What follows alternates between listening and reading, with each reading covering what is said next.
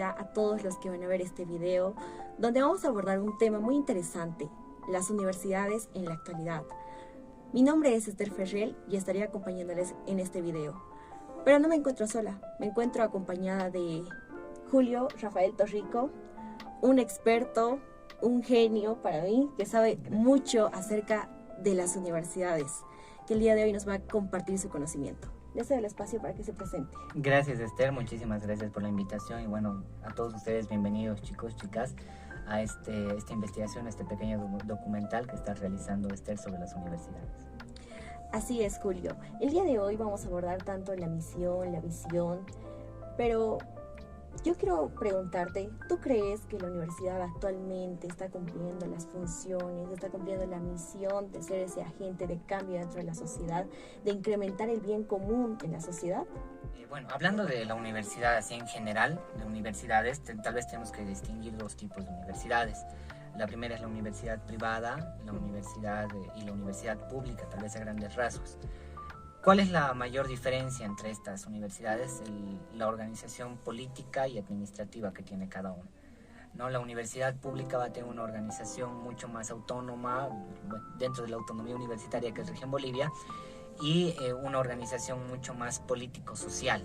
En cambio, la universidad privada se parece tal vez un poco más al tema de los colegios, donde se tiene una estructura jerárquica que es imposible de acceder tal vez en una representación estudiantil, cosa que sí tiene la universidad con el gobierno paritario, ¿no?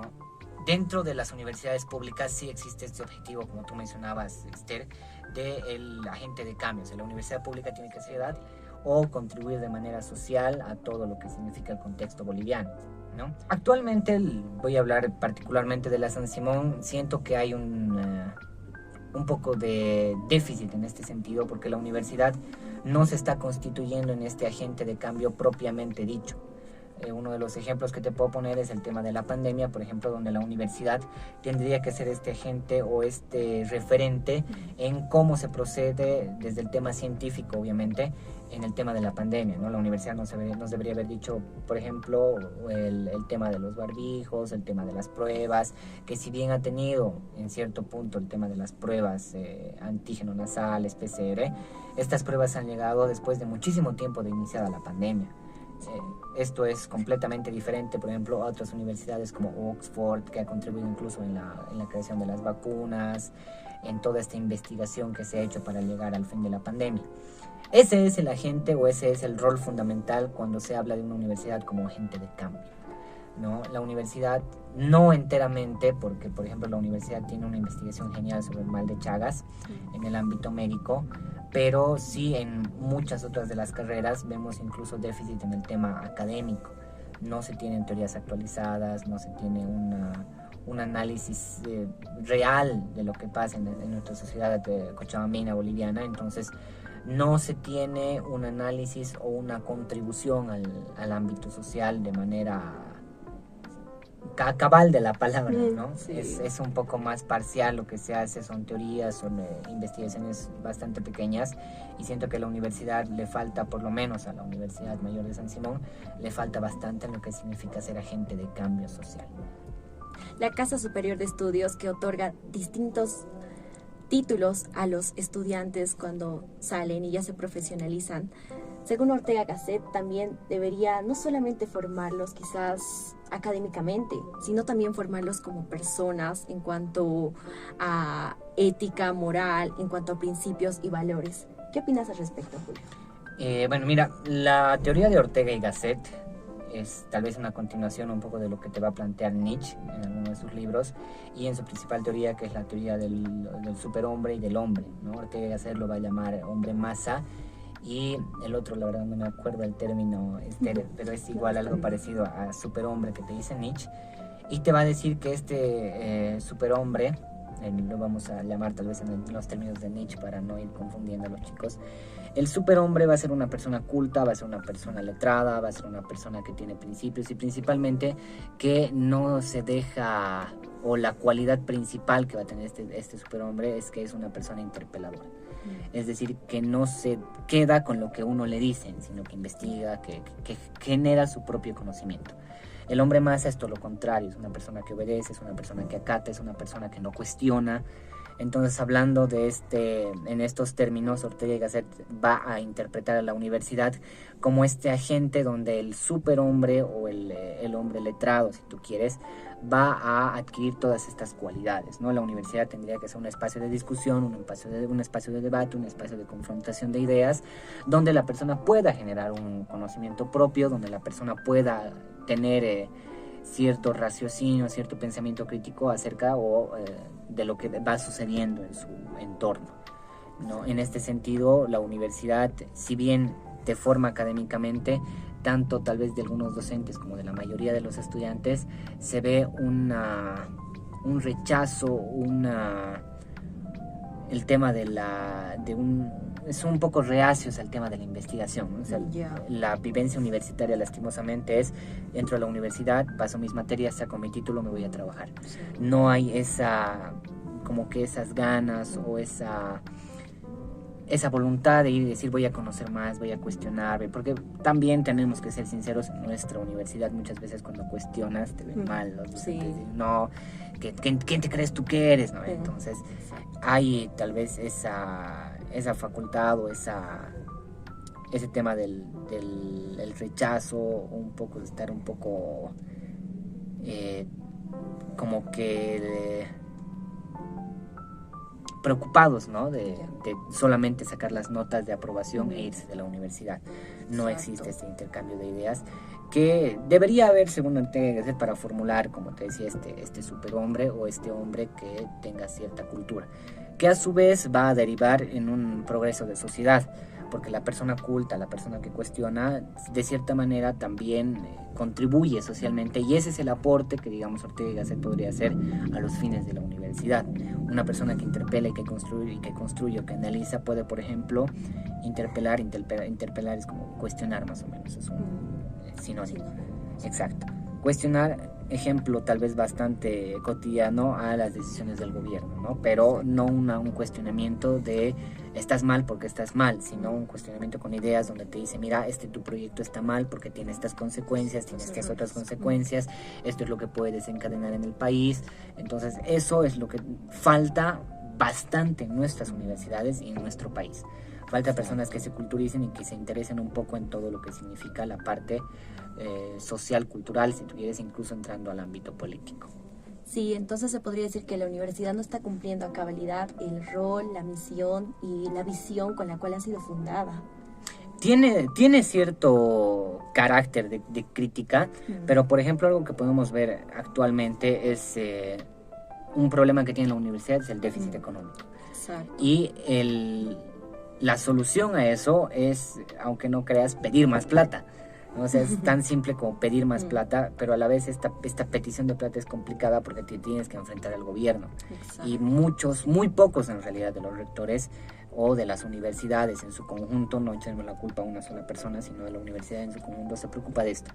Por ejemplo, ¿cuántos estudiantes te hablan del presupuesto de la educación en la universidad? Nadie. Ninguno, o muy pocos. Sí. ¿Cuántos docentes te hablan realmente de este perjuicio que le trae a la universidad el no tener? Porque el tener déficit económico, lastimosamente, como dice un dicho popular, con plata baila el mono, ¿no? Entonces, para pagar a tus docentes necesitas dinero. Para pagar a tus administrativos necesitas dinero. Para pagar las becas IDH necesitas dinero. Para pagar las auxiliaturas necesitas dinero. Se necesita lastimosamente cierto tipo de dinero para traer infraestructura a la universidad. O sea, hemos pasado una etapa pandémica donde ya la universidad se debería convertir en un agente tecnológico. Exacto. Que lastimosamente no está por la falta de presupuesto de universidad, porque tú puedes tener un proyecto genial para la universidad y cuando lo presentas ante el consejo te dice, mira, no hay presupuesto para esto. Sin ir lejos, la infraestructura de la facultad. Cuando tú vas a la facultad y dices, deberíamos tener mejores aulas, te dicen, no hay presupuesto, ¿no? Entonces, este tipo de temas, tal vez yo no diría que la universidad no está cumpliendo, sino que a la universidad le falta un poco de desarrollo académico en sus actores como tal, porque la concepción de la universidad en papeles, eso es algo que yo siempre digo, la concepción de la universidad en papeles es hermosa, ¿no? Es si tú quieres un ideal de lo que debería ser la educación. El problema está en cómo desarrollan los actores esos papeles que les brinda la concepción de la universidad en el ámbito administrativo, orgánico y jurídico. Sí, porque José Torriñán también enfatiza el tema de que como estudiantes nosotros deberíamos explotar el conocimiento y desarrollarnos socialmente, culturalmente y hasta filosóficamente en muchos aspectos.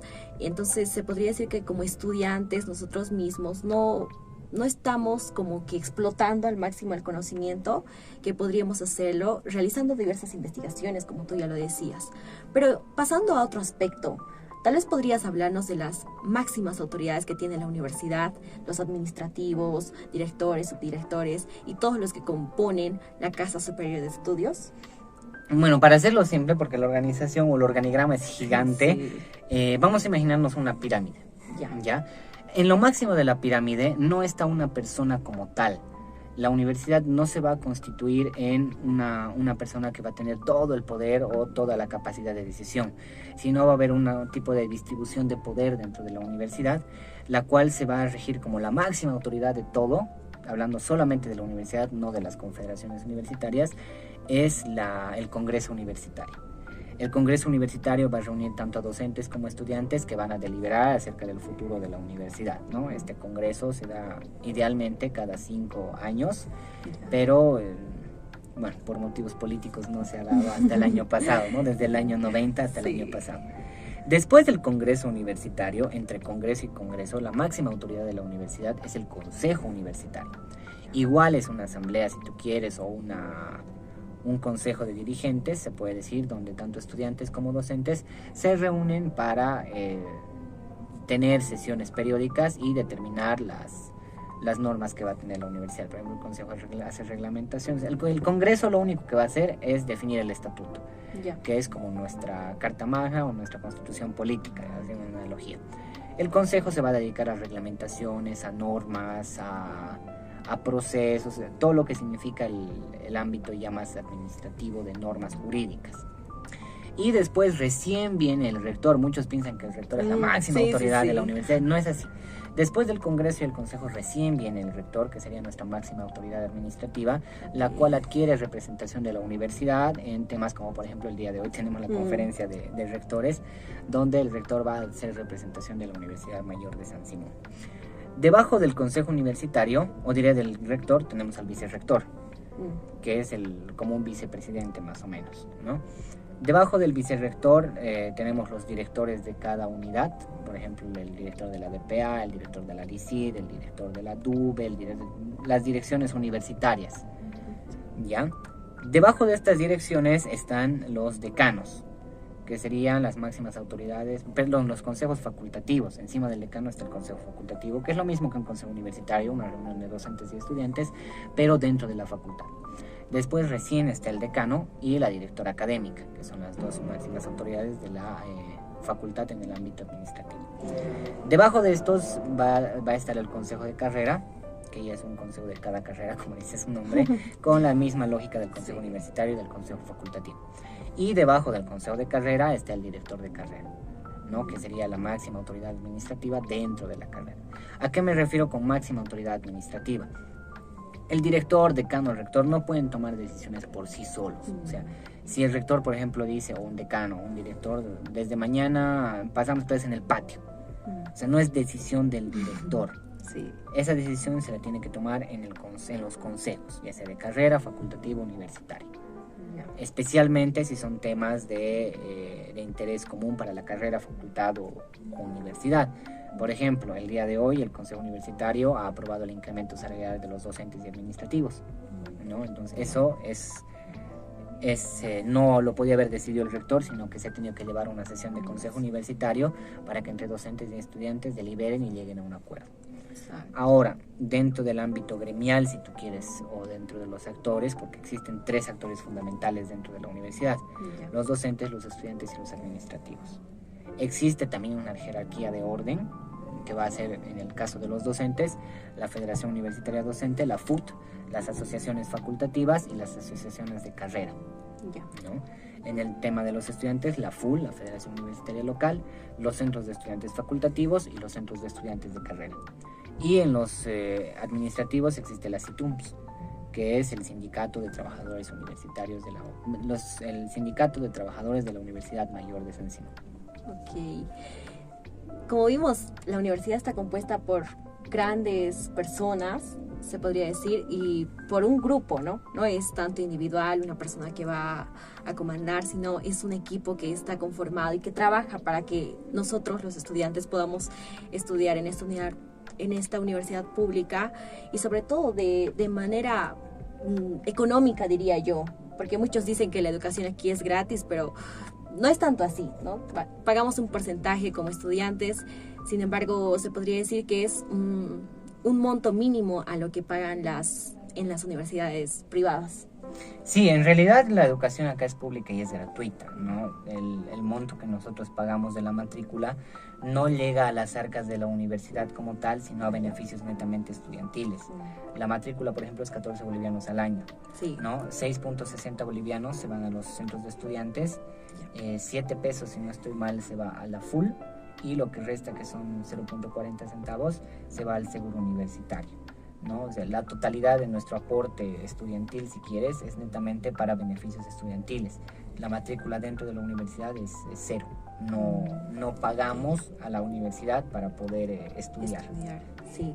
Y bueno, para ya finalizar este video, voy a hablar acerca de la importancia de la universidad dentro de la sociedad, porque la universidad liga a los profesionales con la sociedad, es decir, que la universidad te prepara a ti para que tú más adelante puedas ejercer tu profesión y servir a la sociedad de alguna manera. Sí, en realidad la universidad, bueno, en los buenos años mozos de la universidad era el centro de ciencia y conocimiento, ¿no? Como dice nuestro lema acá en la San Simón, ciencia y conocimiento desde 1832. Ahora, para poder ejercer ese conocimiento, esa ciencia dentro de la universidad, hay que también ponerse a pensar la manera en la que se hace ciencia y conocimiento, porque ahora parece o pareciera que la generación de conocimiento está en repetir lo que tu docente te dice para poder aprobar un examen. No hay una crítica tampoco desde la parte estudiantil o desde la universidad misma a la forma en la que se educa, porque nuestra manera de educar ha mejorado en el tiempo, pero no ha cambiado como tal. O sea, seguimos en la misma lógica de las escuelas medievales, donde tenías que pasar un examen para poder demostrar tu conocimiento. Hemos cambiado, sí, el tema del sistema de competencias, el sistema de objetivos por competencias, hemos cambiado la forma en la que tal vez el docente te va a impartir la clase, pero sigue siendo la misma lógica de que tú tienes que aprobar y memorizar un tema para poder aprobar la materia.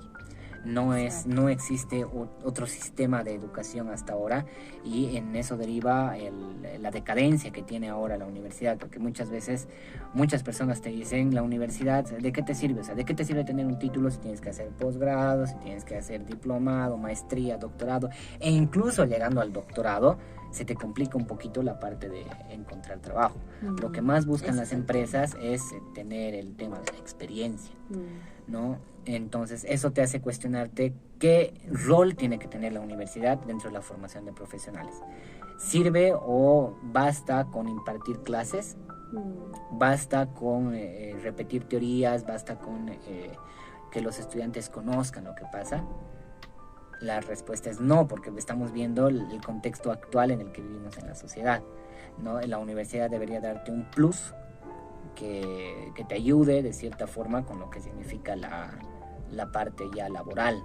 Obviamente que desde todos los ámbitos, ¿no? Porque puedes tú estudiar para ser empleado, puedes tú estudiar para formar tu propia empresa, pero en cualquiera de los dos ámbitos tú tienes que tener cierta experiencia en los campos en los que tú te vas a desarrollar, y la universidad debería ser ese entorno que te brinde esa experiencia, no necesariamente desde sus espacios, porque sabemos que tal vez la universidad tiene ciertas limitaciones, pero ahí entran pues los convenios, entran los acuerdos interinstitucionales que tiene la universidad con distintos espacios de la sociedad, donde ya tú puedes empezar a ejercer cierta experiencia desde tu carrera. Ya, Julio. Hablamos del campo laboral, que es un tema bastante interesante y amplio.